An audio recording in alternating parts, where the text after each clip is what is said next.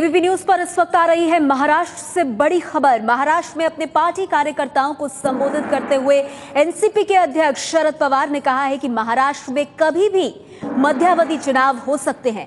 पवार ने अपने कार्यकर्ताओं को इसके लिए तैयार रहने को कहा है।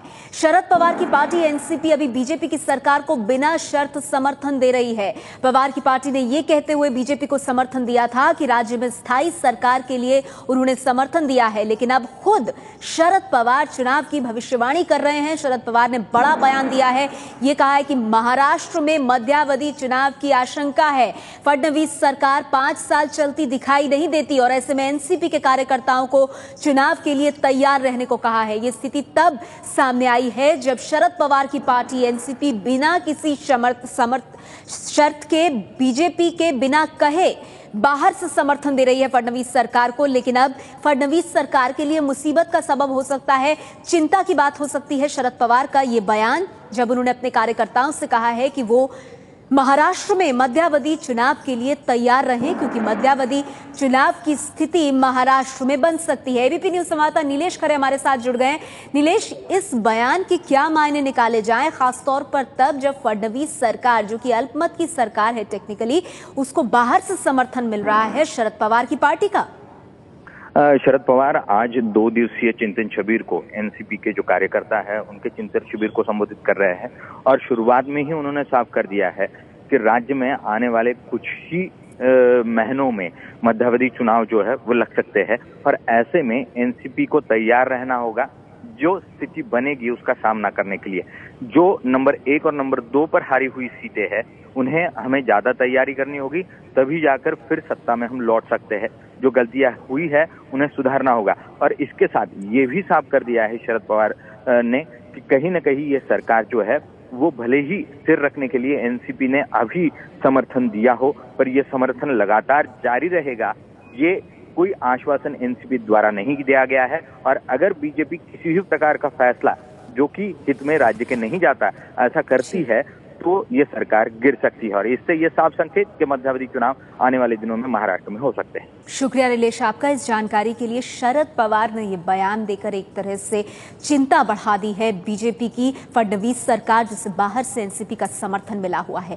एनसीपी अध्यक्ष का बयान एक ऐसे समय पर आया है जब बीजेपी और शिवसेना की दोस्ती होने की खबर एक बार फिर से सुर्खियों में है। चर्चा है कि आरएसएस प्रमुख मोहन भागवत दोनों दलों की दूरियां खत्म करने में जुटे हैं। हो सकता है कि इस दोस्ती की आहट पाकर शरद पवार अपने पैंतरे बदल रहे हैं। उद्धव ठाकरे के साथ महाराष्ट्र के मुख्यमंत्री देवेंद्र फडणवीस, साथ में पंकजा मुंडे। वैसे बाला साहब ठाकरे की पुण्यतिथि होने की वजह से ये मेल मुलाकात बहुत खास नहीं मानी जानी चाहिए, लेकिन बदले राजनीतिक माहौल की वजह से ये मुलाकात खास बन सकती है। दरअसल सूत्रों के मुताबिक आरएसएस प्रमुख मोहन भागवत शिवसेना और बीजेपी के बिगड़े रिश्ते को दुरुस्त करने में जुट चुके हैं। आरएसएस क्या सब ठीक कर पाएंगे शिवसेना और बीजेपी के बीच में जो मतभेद है? मुझे आशंका नहीं।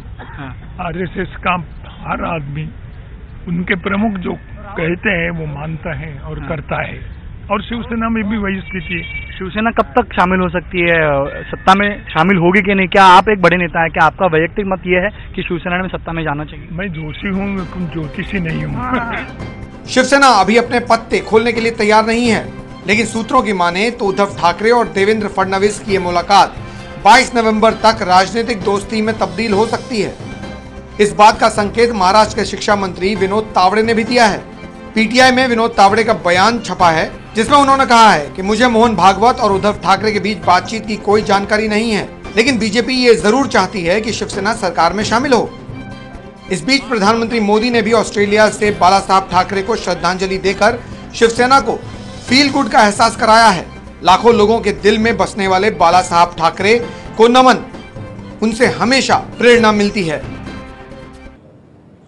तो शरद पवार ने कहा है अपने कार्यकर्ताओं को तैयार रहने के लिए, क्योंकि महाराष्ट्र में मध्यावधि चुनाव की आशंका है, ऐसा उन्होंने कहा। लेकिन आपको बता दें कि दरअसल महाराष्ट्र में अभी फडणवीस सरकार ने विश्वास मत हासिल किया है, तो इस वजह से अगले 6 महीनों तक कम से कम फ्लो टेस्ट की कोई गुंजाइश नहीं है और इसके चलते 6 महीने तक तो फडणवीस सरकार बिल्कुल सुरक्षित है। कोई चुनाव ऐसी स्थिति में महाराष्ट्र में 6 महीने तक नहीं हो सकते।